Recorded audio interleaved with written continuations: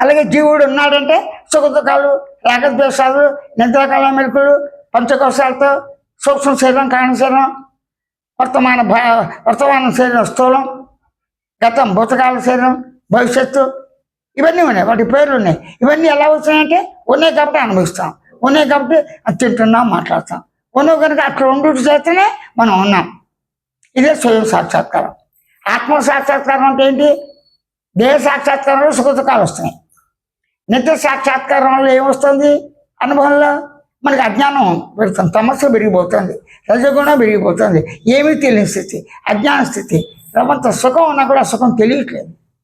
దీన్ని బట్టి ఏంటి? అవస్థాత్రయంతో కావచ్చు, పంచకోశ దాంతో కావచ్చు, ఇచ్ఛాశక్తి, క్రియాశక్తి, జ్ఞానశక్తి, ఆశక్తి, పరాశక్తి పేర్లు పెట్టేశారు.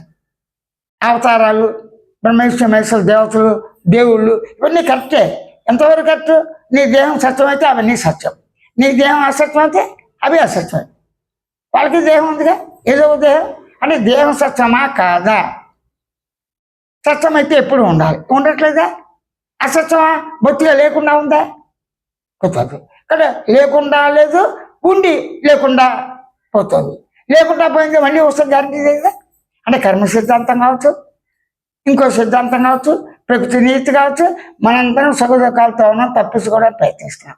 అది కుదరట్లేదు.